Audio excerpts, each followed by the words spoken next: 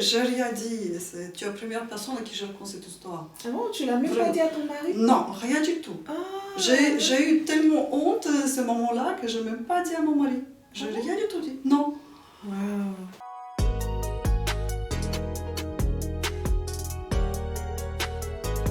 Bonjour à tous et bienvenue sur Résonance, votre podcast où on dit tout haut ce que chacun ressent tout bas. Aujourd'hui, nous recevons Olga. Olga est d'origine ukrainienne.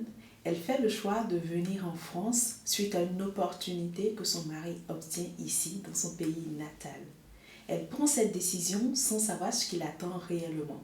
Parce qu'à l'époque, elle ne parle pas du tout la langue française.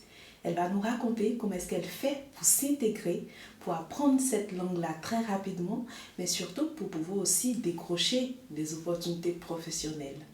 Pourquoi est-ce qu'elle a choisi de nous en parler? Tout simplement parce qu'au final, nous partageons tous les mêmes fardeaux et nourrissons les mêmes espoirs. Bonjour Olga. Bonjour Florence. Bienvenue sur Résonance. Oui, merci pour m'inviter. C'est un plaisir de partager mon histoire. Écoute, ça fait plaisir déjà que tu aies accepté. Avant de commencer, sur Résonance, on a un petit rituel. C'est de te demander qu'est-ce que tu fais pour te sentir moins seule. Alors, moi, je sors de chez moi. Je vois mes amis. D'accord. Je raconte quand je suis arrivée, je n'avais pas encore d'amis. Alors, je suis baladée dans la rue. Et j'ai essayé d'aller à un musée, à quelque part au parc, pour me ressourcer, pour voir des choses et pour vraiment me séparer des solitudes. Pour pas penser à mon solitude, mais plutôt pour rêver. D'accord, super. Donc toi, ça va être plus les balades, les musées, les parcs, pour sortir de chez toi en gros. Voilà, et puis, c'est voir ça. autre chose. Et la meilleure chose, c'est je vois les gens qui j'aime, qui m'apportent le plaisir pour être à côté, mes amis, Ouais. ma famille. Ouais, ça c'est important. Est-ce que déjà tu peux te présenter à nous dire qui tu es et ce que tu fais dans la vie? Ah oui, bien sûr. Moi, je m'appelle Olga. Je suis arrivée en France il y a 20 ans. Oui, j'avais une valise, beaucoup d'expérience de mon pays natal, parce que j'ai déjà travaillé à l'époque. J'étais scientifique en LIA, j'étais présidente d'une association européenne et j'ai aussi été responsable du département IT d'un PME que j'ai reconstruit de zéro. J'ai créé le système informatique. Alors, je suis mon éducation, éducation en informatique. Et aujourd'hui, c'est ce que je fais toujours.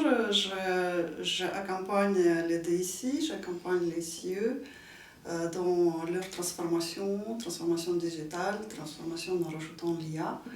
Aussi dans le moment de leur changement organisationnel, comme la petite équipe devient très grande, il faut vraiment aligner tout le monde, il faut recréer une nouvelle stratégie, comment on va travailler, comment on va se comprendre mieux et où on va diriger avec tous les changements grâce ou à cause de l'IA qui arrive aujourd'hui dans le monde des entreprises.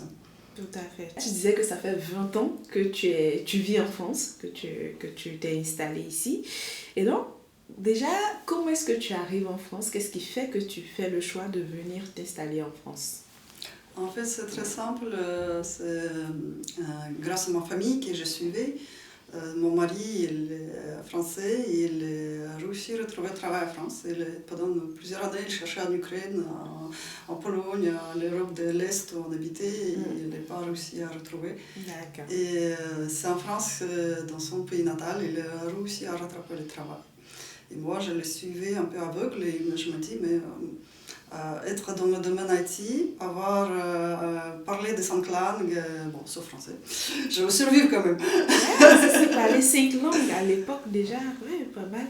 Et du coup, c'est le français que tu ne maîtrisais pas encore. Ah bah oui, malheureusement, c'est le français que je ne maîtrisais pas encore. Et comme on va à Paris, dans ma tête, Paris, c'est la ville internationale, plein de touristes, plein de gens autour. Forcément, tout le monde parle anglais. Même c'est hors question que ça peut être quelque part les difficultés que je vais venir dans une boulangerie et la personne en face ne va pas me répondre que bien écoute les pas. C'est élémentaire, c'est la base. Toi, tu t'es dit, c'est la base. Tu n'as pas posé la question à ton mari. Non. Je le suis très aveugle et sans trop poser des questions parce que quelque part notre décision était trop rapide, au bout de quelques mois. On n'a pas vraiment, on était très jeunes et on n'a pas trop réfléchi, pas trop s'est mis pour parler, pour dire comment on va vivre, tout ça. On savait que lui, il avait le studio à Paris, moi j'étais jeune, dynamique et pour moi, j'ai déjà me projeté au futur, j'étais sûre que tout sera parfait. Hein. J'ai eu mes ambitions, et effectivement, je connaissais déjà beaucoup de pays d'Europe, je voyageais beaucoup, sauf la France. Encore des choses qui est un peu peut-être très la folie de mon côté, parce que pour arriver en France, j'avais besoin de visa en époque, et pour les jeunes femmes avant de cet âge, avant 30 ans, c'était très très dur d'avoir le visa pour venir en France. Alors, pourquoi? C'est le partenariat qu'il y avait entre la France et ton pays d'origine, l'Ukraine, ou qu'est-ce qui fait que c'était difficile quand tu as moins de 30 ans? Il avait un mythe que tout le monde rêve de vivre en France et que les jeunes filles viennent et restent illégalement. Il avait le mythe. D'accord, ok. Et malheureusement, cette mythe qui faisait que statistiquement, il y a beaucoup de jeunes filles qui recevaient refus dans le visa, qui se signifiait automatiquement refus dans tous les pays de l'Union européenne. Et ce refus qui donnait interdiction de venir pendant 5 ans, entre 3 ans, 5 ans et 10 ans parfois, sans explication de cause. D'accord. Et moi, j'ai eu le passeport plein de visas de tous les pays et j'avais vraiment très peur de venir pour demander le visa pour venir en France, pour le visiter. Effectivement, il avait fait un tour de loin, on pouvait faire le visa dans notre pays, l'Union européenne, et ensuite, à travers ce pays, venir visiter la France. Oui. Avec l'Union européenne, elle permet de nous déplacer. Oui, avec le visa Schengen, où tu peux visiter plusieurs pays européens. Oui, exactement, mais c'était assez cher, déjà, c'était assez cher déjà.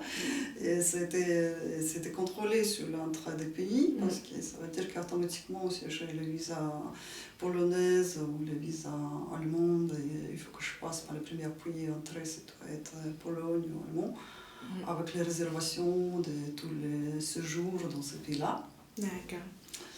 Et ensuite, venir jusqu'à la France et revenir, c'était un peu compliqué. Alors, toute notre communication avec mes amis, c'était avec ma famille, future famille, c'était dans le territoire neutre, comme on disait. Alors, le territoire neutre, c'est autre pays Union européenne, autre pays, soit c'était en Ukraine, soit c'était autre pays Union européenne. D'accord, donc à chaque rencontre, vous vous voyez ailleurs, autre part que la France. Exactement. D'accord, ok. C'était aussi la raison pour laquelle mon mari il cherchait travail dans mon pays et pas ici. Pas en France. Okay. Pas en France. Mais retrouver travail en Ukraine, il a beaucoup de conditions qu'il faut, beaucoup de cases à remplir. Et déjà au niveau de la langue, même si tu parles anglais et allemand, c'est les deux langues obligatoires pour rejoindre travailler quelque part. Et il faut aussi être courant en ukrainien et russe. Alors, effectivement, mon mari n'était pas courant en ukrainien et russe, et ça, c'est le bloqué, il fait beaucoup de blocages. D'accord, et du coup, pour toutes ces raisons, tu as choisi de venir en France? Je suis choisi de venir, je n'ai pas vraiment choisi de venir ici parce que je suis en aveugle, mon mari. Oui, c'est vrai. Et même en ambassade française, quand je suis venue pour demander le visa des femmes, j'ai apporté les grands dossiers en habitude, comme ça. Et j'ai perturbé complètement toute l'ambassade française à Kiev parce qu'ils m'ont demandé, mais attendez madame, vous demandez le visa pour avoir les séjours, les cartes de séjour en France, et en même temps vous donnez les dossiers comme pour les visas visiteurs avec les preuves que vous revenez de votre pays natal. Et ici, déjà, je me souviens, il y avait le chef de département de visa qui est venu me voir. Et moi, j'étais très honnête. Je regardais, il traînait avec moi, honnêtement, on dit, mais écoutez, on va être honnête, je ne parle pas la langue, je n'ai jamais été dans ce pays. Oui, je suis mon mari, mais je ne vous garantis pas que je vais adapter ce pays et que je vais rester vivre. Je voulais voir qu'est-ce que ça donne. Oui, ok.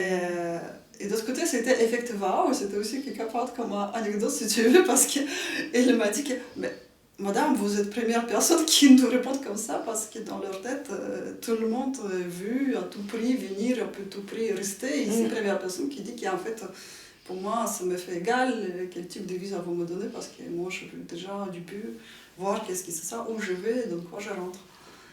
Et il était très sympa parce qu'il m'a donné le visa pour la carte de séjour tout de suite. Ouais, je pense que ton honnêteté... Pour moi éviter revenir en Ukraine, redemander le visa. Non, c'est bien parce que je pense que le fait que tu aies été honnête a fait que ça a attiré aussi, enfin ça a attisé leur sympathie. Ouais. Honnêtement, je n'ai même pas eu la plan B dans ma tête. Je ne savais pas si... Je savais que je vais rester avec mon mari, je savais qu'il n'y avait pas d'autres opportunités qu'avoir un travail en France. Pour l'instant, c'était ça. Mais d'autre côté, moi, j'ai eu autre opportunité d'autre travail dans un autre pays de l'Union européenne, à ce moment-là, que j'ai gardé comme plan peut-être C ou D, ce n'était pas les choses tout de suite. Oui, je vois. Du coup, quand tu as le visa et que tu arrives en France, comment vont se passer les premières semaines, voilà. Comment est-ce que tu apprends à t'intégrer déjà via la langue, parce que tu disais que tu ne la parlais pas du tout. Oui, c'était pas très facile parce que mon mari a repris le travail tout de suite. Il a consommé beaucoup de vacances et il a repris le travail tout de suite.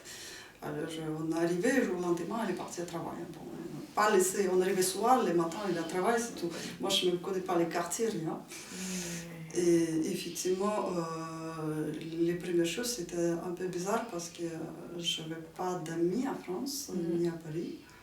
Et je sentais un peu trop seule, je n'ai pas osé les appeler au travail, je ne savais pas comment ça sera prise.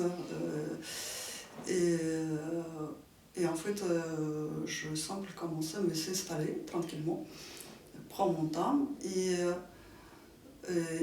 découvrir aveugle les quartiers, les choses qu'il y a autour de moi. Et ici, hop, surprise, les gens ne parlent pas du tout anglais, ni allemand, ni italien. Et c'était vraiment un peu bizarre parce que même dans l'ascenseur, les gens un peu tournent la tête parce que bon, je dis bonjour, mais je ne savais pas qu'il faut dire bonjour madame. C'est plus soutenu.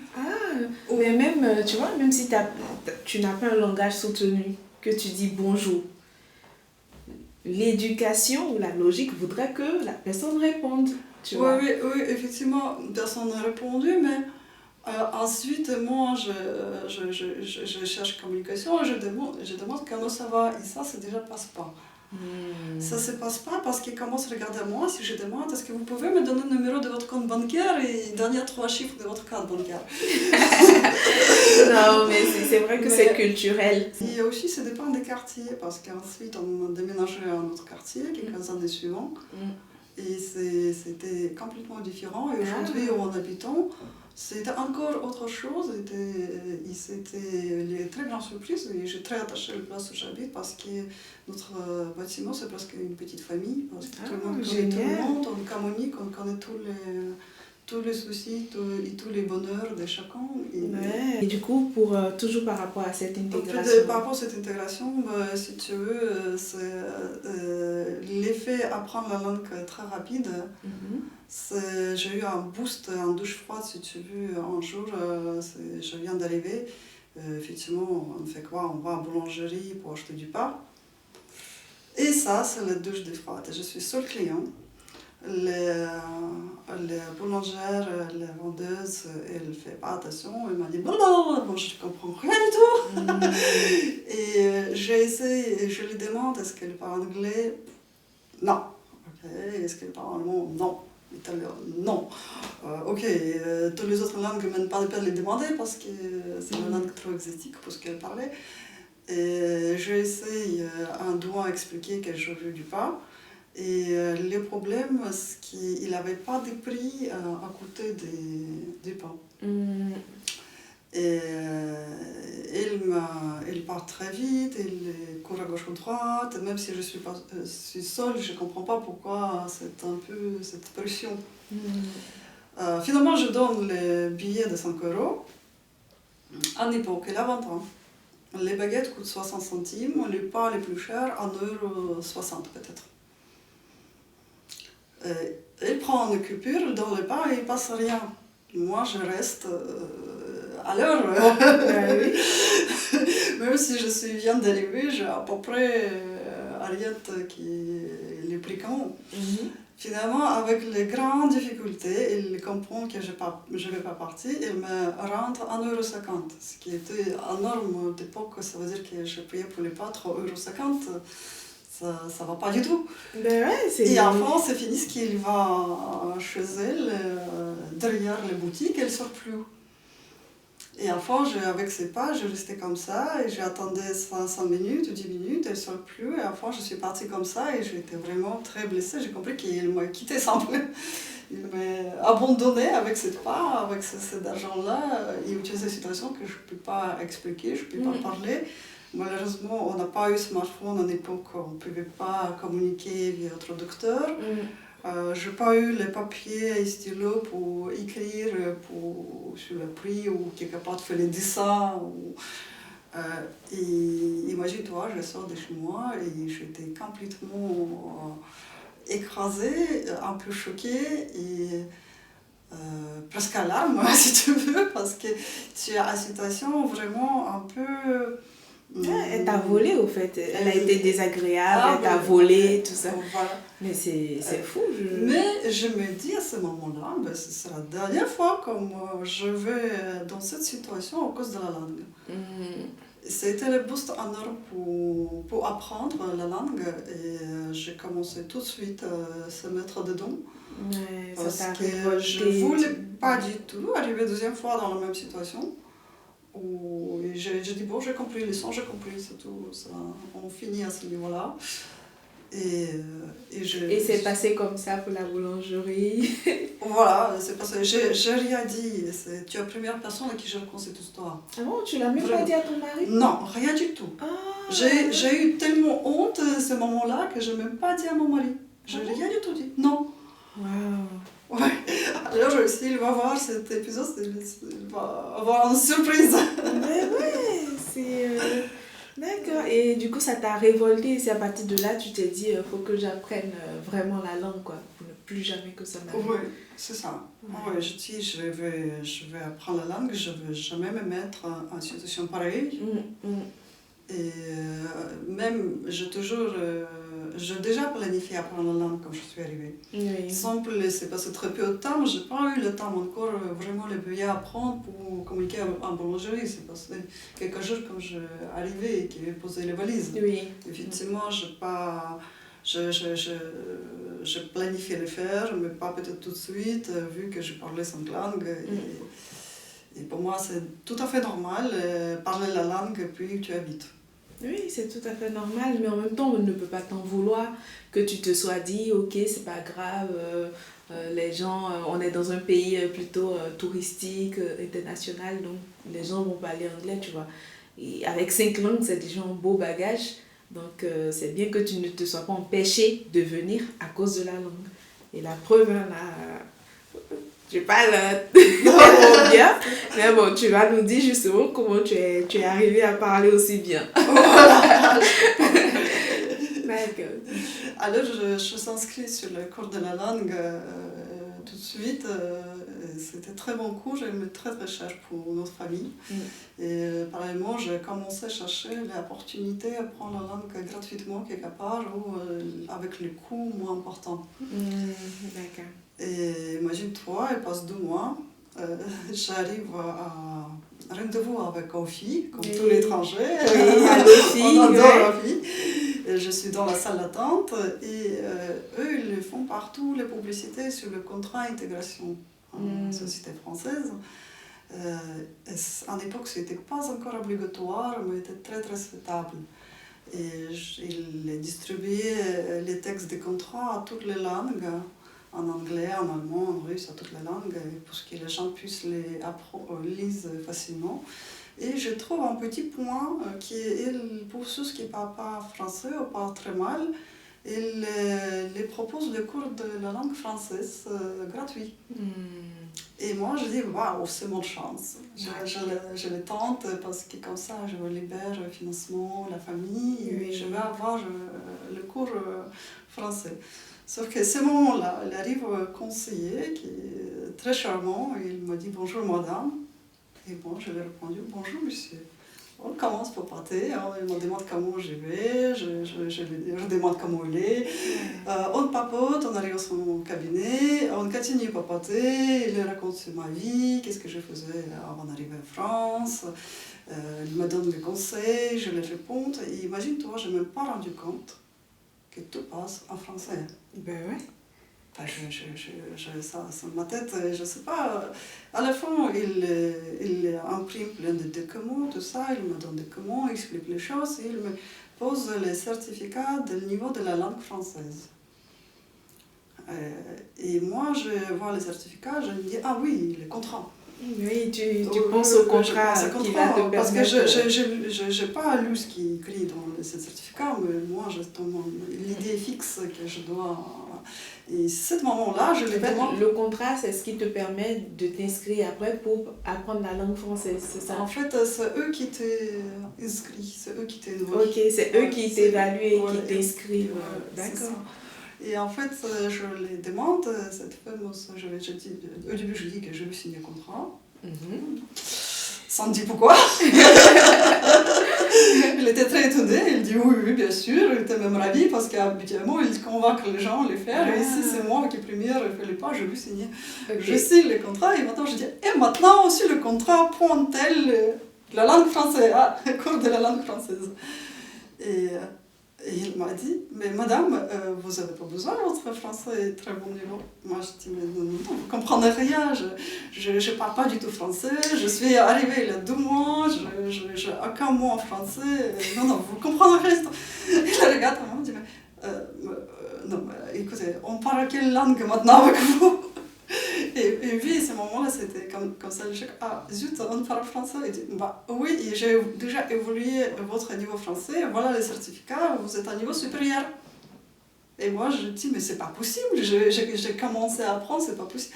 Il m'a dit, si, et si vous doutez de votre niveau, vu que déjà, au bout de 2 mois, vous êtes à un niveau supérieur, oui.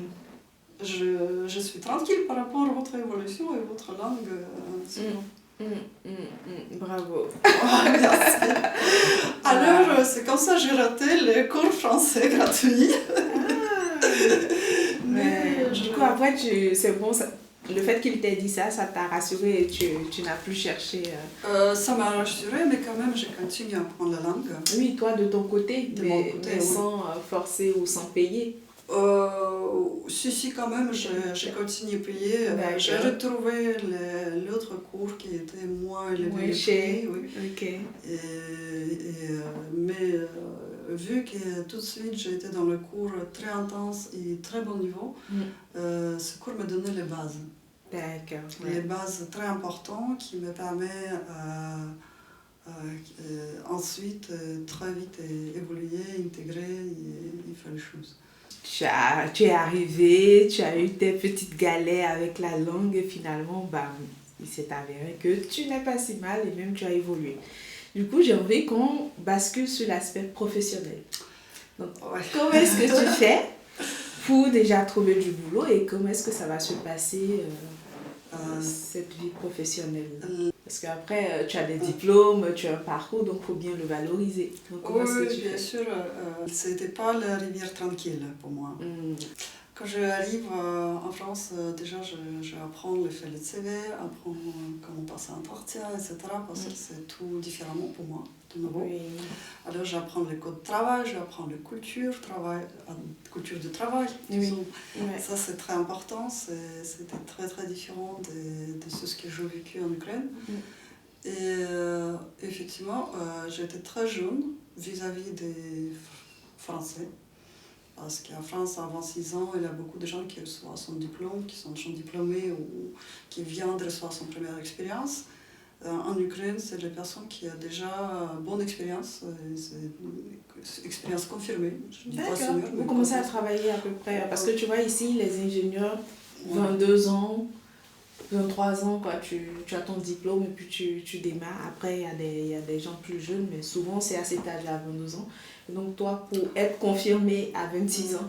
Chez nous, la loi qui te permet d'exercer ton métier en tant d'étudiante à partir de 2e, 3e année d'études. Ah.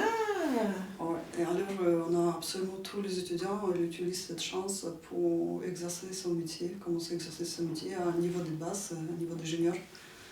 Et à un moment d'être diplômé, on déjà recevoir les postes assez responsables et management. D'accord, c'est comme une alternance. C'est pas du tout une alternance. Tu commences vraiment comme un ingénieur. Tu commences comme un ingénieur, oui. C'est simple, les chances faire le travail à côté. Certains font travail à côté à travers McDonald's, mais certains qui font en exerçant son métier. D'accord. C'est fait parallèle de tes études. Tes études, c'est toujours priorité. Oui. Donc, ça fait, soit tu fais tes études qui finissent à 15h, à 14h, 15h. On a un autre système d'éducation. Ça finit à 14h, à 15h, très rarement 16h. Et par rapport au emploi du temps, deuxième partie de journée, le soir, tu travailles pour la société. D'accord. Et enfant, tu peux commencer en temps de deuxième, troisième année d'études, tu peux commencer à travailler les bases. On fait les petites codes, dans des développeurs. Et ensuite, à fur et à mesure, comme tu approches ton diplôme, ton poste évolue aussi. Oui. Et il y a beaucoup qui est déjà en finale avec le master à 22 ans. Ils ont déjà le poste de responsable de département, manager. J'ai mon collègue étudiante qui fait études dans ma promo, qui est à un moment de soutenance de master, et il était manager chez Cisco, par exemple. Ouais, c'est totalement différent ici. D'accord. Ouais. Et du coup, à 26 ans, c'est normal que tu aies tout ce bagage, que tu sois responsable. Exactement. Ouais. Oui, parce que déjà à 26 ans, depuis 22 ans, 26 ans, c'est déjà passé 4 ans. Pendant ces 4 ans, tu continues à évoluer ton poste. Et moi, j'étais diplômée de l'école polytechnique là-bas. Et ça a été très simple. Enfin, quand on a reçu le diplôme, on a eu la réunion, une grande réunion avec RH et directeur de toutes les grandes entreprises d'Ukraine qui sont venus. Et c'est eux qui essayaient de nous convaincre de venir travailler chez eux. Là maintenant, ce sont les entreprises qui courent après toi parce que... Voilà. Ouais. Et en fait, imagine-toi, je suis arrivée comme ça. Et ici, c'est le candidat qui court derrière les sociétés. C'est le candidat qui prouve pourquoi il est motivé à travailler dans cette société. Et c'était vraiment tout à fait à opposé de ce que j'ai vécu dans mon pays. Et de plus, vu que je fais la science et l'intelligence artificielle, je suis venue avec les grandes aspirations qu'atteignent ce sujet-là. J'ai vraiment été à fond de ce sujet et moi je dis ok, chez nous en Ukraine on est très serré au niveau des sciences, au niveau des finances. Au niveau de technologie aussi, ça arrive un peu tardivement. Et j'ai espéré qu'en France, la situation est meilleure qu'en Ukraine, sauf que c'était faux.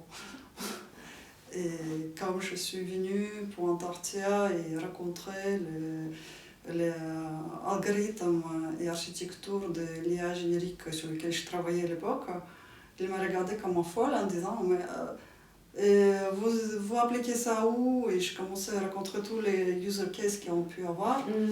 Il ne me croyait pas, il m'a presque dévalorisé en disant bah, et pourquoi vous n'avez pas mis en production? Et moi je dis mais vous voyez, il faut les processeurs qui vont tourner les algorithmes, le code plus fort que ça, qui ont aujourd'hui, il faut finance, il faut tout ça. Et il dit mais non mais c'est pas du tout, c'est pas de valeur, si c'est pas mis en production, c'est nul votre truc.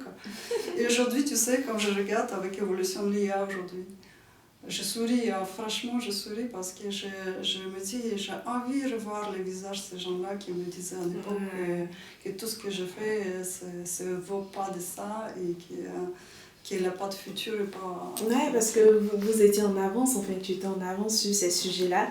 Et quand tu arrives dans un environnement où les gens ils n'ont même pas encore commencé à creuser l'aspect recherche théorique là-dessus, c'est sûr qu'il y a un décalage. Et ouais, je suis d'accord. Ce serait bien de voir leur tête et de leur dire, en fait, tu m'avais sous-estimé, mais... D'accord.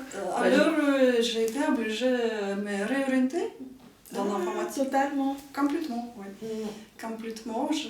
J'ai absolument tout changé. Je me suis rendu compte que c'est trop tôt, peut-être. Ou c'est pas la bonne place où je suis avec ce sujet-là. Oui. Et je me réorientée dans le consulting. Au début, je travaillais dans la banque, mais c'est tombé dans la crise financière. Alors, malheureusement, je ne suis pas pour rester là-bas. Mais ça a été une bonne leçon pour moi aussi, parce que je me retrouvais pour la première fois en chômage. Et chômage française, où il faut s'adapter sur la situation et j'ai compris que je ne vais pas travailler dans la finance pour l'instant. Ok, ça t'a aidé à comprendre que ce n'était pas pour toi. Pas pour moi et accepter que peut-être le travail dans le consulting, c'est pas si mal que ça. Et comme anecdote, c'était beaucoup d'anecdotes pendant mon travail parce que déjà je suis une étrangère et j'étais dans la société où on travaillait beaucoup les étrangers. Et la première chose qui était très drôle, c'est on a eu beaucoup de réunions et très souvent c'est moi qui rédigeais les comptes rendus. Et pour moi, quand j'ai appris français à France, j'ai appris français à français. Tout de suite. Alors pendant la réunion, j'ai écrit tout en français tout de suite, directement, en direct, comme fait français. Et comme anecdote, il y avait une personne à côté de moi qui était mon manager et qui chaque fois me racontait que je dois encore mieux et mieux maîtriser le français parce que lui était français. Et il regarde mon compte rendu que j'ai écrit en direct et il m'a dit « Mais tu écris ça en français ?» Moi je dis bah, « Bien sûr, à quelle langue tu veux que j'ai écrit ?» Mais non, mais habituellement l'étranger il écrit à son langue maternelle et après il traduit et après... Moi je dis « Mais non !» Et en fait, même moi, j'ai rendu compte que finalement, je maîtrise la langue.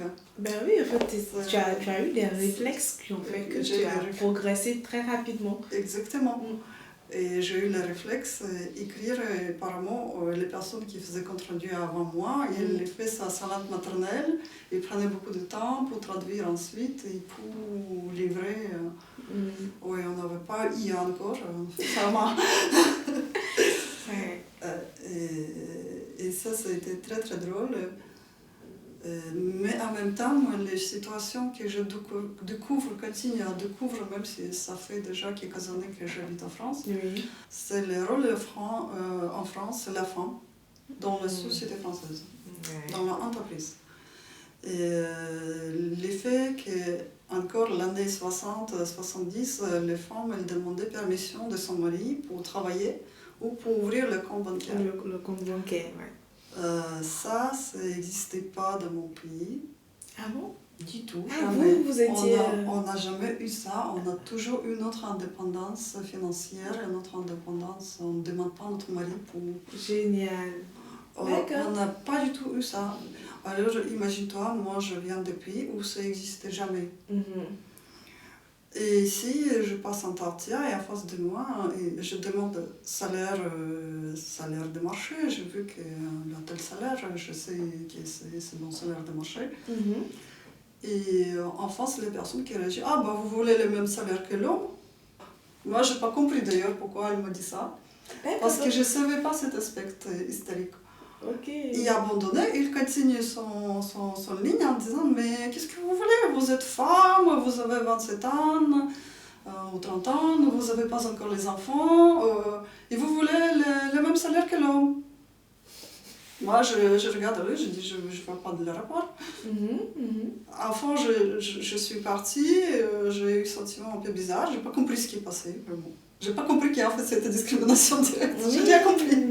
Mais même, tu vois, on en entend parler, mais comme tu dis, moi, je pensais que c'était discret depuis à l'époque. Mais ça veut dire qu'avant, c'était très frontal. On assumait le fait que la femme n'avait pas les mêmes droits que l'homme. Et personne ne s'en cachait, en gros. Oui, mais surtout, c'est l'égalité des salaires qui n'étaient pas les mêmes. Effectivement, j'arrivais chez moi, j'ai tout de suite ouvert l'ordinateur et j'ai envoyé la lettre de refus de ma candidature. Ah, carrément. Oui, parce que dans ma tête, on m'a dit, attends, cette personne-là, il est censé être mon manager, mon supérieur. Bah non, moi je ne vais pas. Ça commence mal. Donc, ça commence mal, oui. Et deuxième, une mini-anecdote qui était, c'est quand j'ai eu déjà mon enfant, je suis revenue des congés maternité. Et j'étais déjà dans le consulting et je passe en Tartia chez mon futur client. Et les postes, il s'agissait beaucoup d'effets déploiement et beaucoup de déplacements dans différents pays du monde. Et en époque, on déplaçait, oui. Aujourd'hui, on ne peut plus faire tout en distance. En époque, on déplaçait physiquement. Oui, c'est vrai, il y avait beaucoup plus de déplacements avant le Covid surtout. Oui, c'était un bon moment. Alors j'arrive et les personnes en face de moi, une femme, me pose des questions. Comment vous envisagez faire votre travail et avoir votre bébé sur le bras? Comment vous va gérer pour vous aller en voyage et travailler, aller en voyage, en avoir un enfant? Et moi j'étais un peu comme ça, déjà j'étais surprise que c'est une femme qui me pose cette question. Et à la fin, je lui réponds juste que j'étais dans ma tête directement. On lui dit, mais écoutez, le bébé, il est aussi un père, il n'est pas que la mère. Et son père, il s'en coupe très bien de ce bébé. Je ne vois pas du tout le problème ici.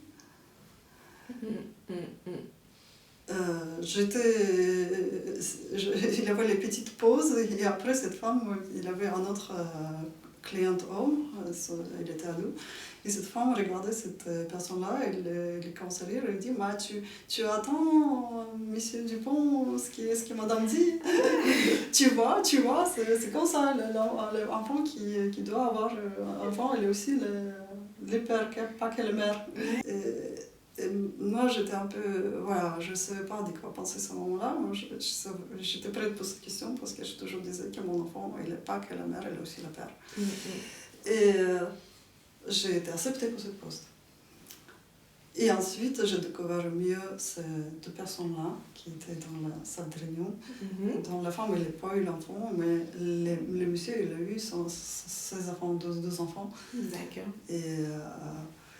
Et en fait, c'était reproche pas à moi, mais c'est plutôt été reproche à cette personne-là pour dire que toi, tu peux plus s'occuper de tes enfants. Ah, du coup, finalement, il dit ça au monsieur, que finalement, lui aussi, il devrait s'occuper de ses enfants. Exactement. En gros, tu as donné l'exemple. C'est ça. Ah, ouais, c'est bien. Enfin, c'est retourné à notre côté.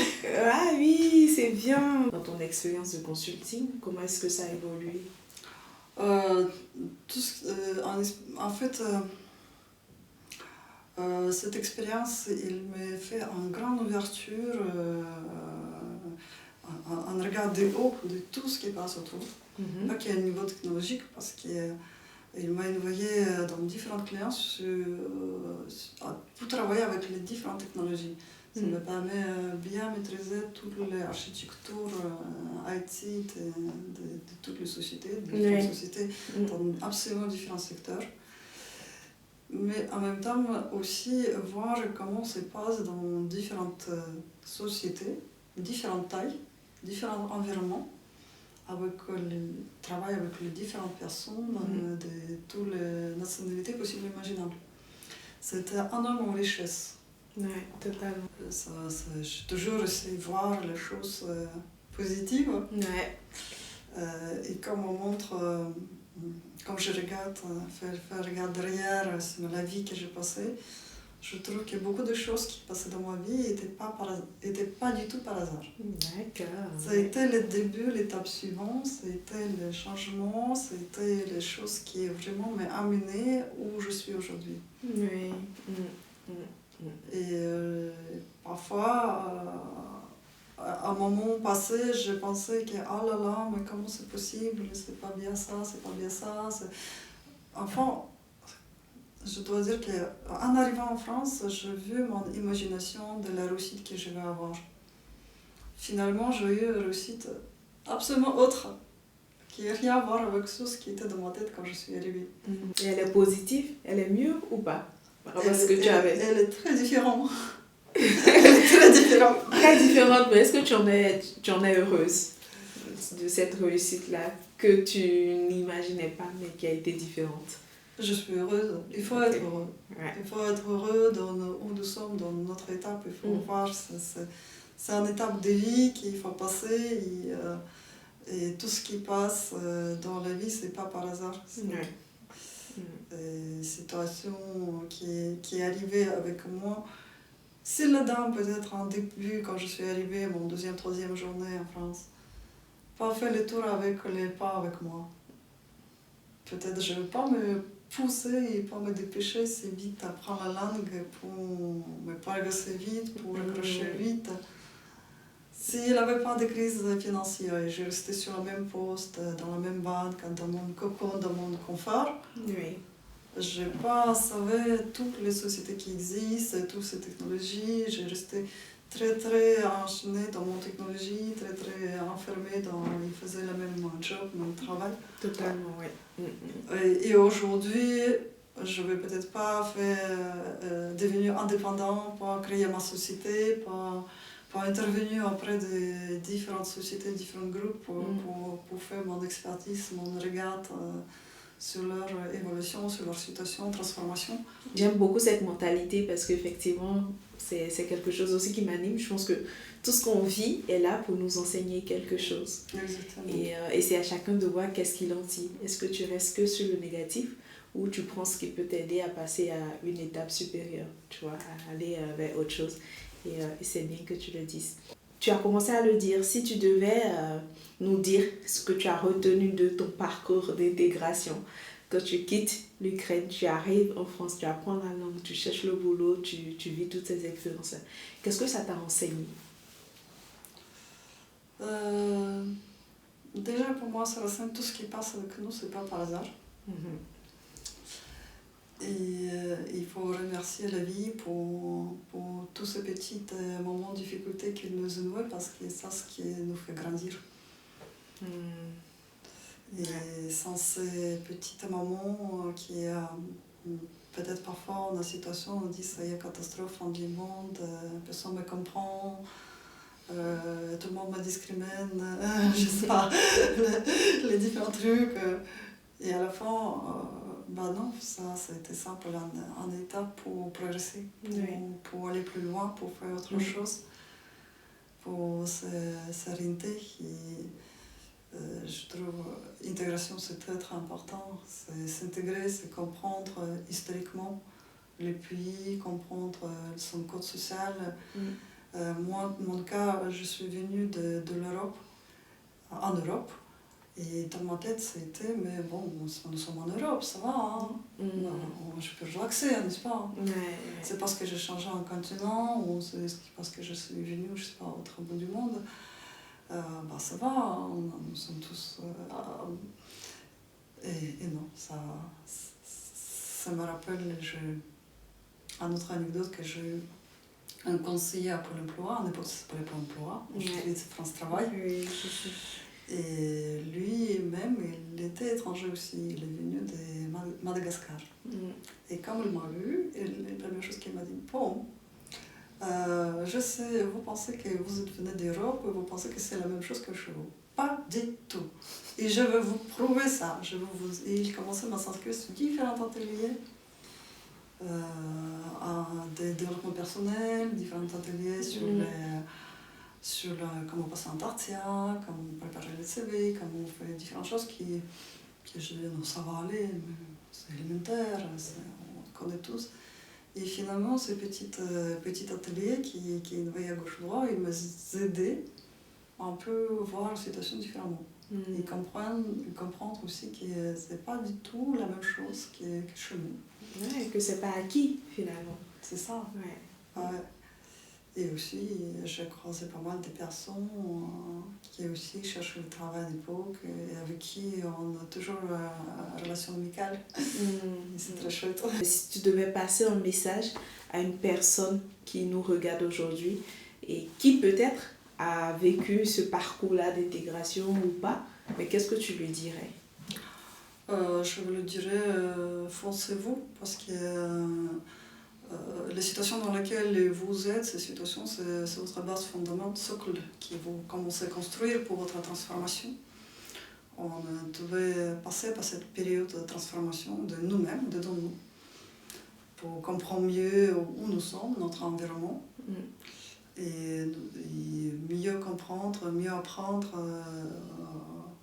les sociétés françaises, les travails français, tous les codes qui existent ici. Et laissez pas que quelqu'un fasse à votre place. Il faut être votre propre maître de votre vie. Et même si vous êtes là, même si vous ne parlez pas la langue, vous parlez très mal, ce n'est pas la raison que quelqu'un vous guide et quelqu'un vous dit comment vivre, comment faire construire votre vie. C'est essentiel. Et les choses que je peux rajouter, il faut toujours savoir vos droits, pas qu'il y ait votre obligation. Parce que très souvent, quand on arrive, les gens commencent à nous raconter notre obligation. Et avec obligation, parce qu'il dit tu as besoin de carte de séjour, peut-être tu es ici sur le droit des oiseaux. Mais ça ne dit rien. Non, c'est pas ça ce qui compte. C'est comme votre personnalité, quelle valeur vous pouvez ajouter pour cette société et ajouter pour vous-même.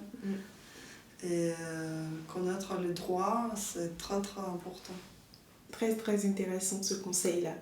Effectivement, on se dit qu'on a des obligations, il faut faire ça, mais on a aussi des droits et c'est important d'en avoir conscience. D'accord, merci Olga.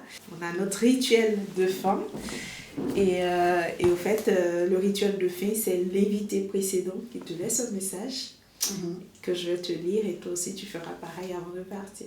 D'accord. Dieu ne nous donne pas des épreuves que nous ne pourrons pas surmonter. Ça rejoint... C'est très beau. Ça rejoint. Ouais, ça rejoint ce que toi-même tu as dit comme message tout à l'heure. Exactement. Incroyable. En tout cas, merci pour ton témoignage. Comme je le disais, c'est un autre angle que j'ai jamais forcément rencontré de près. Parce que généralement, les personnes autour de moi, quand tu arrives, tu maîtrises la langue. Mais il y a cette conscience-là que c'est pas facile. C'est souvent même 2 fois plus difficile quand tu arrives dans un environnement où tu ne maîtrises pas du tout.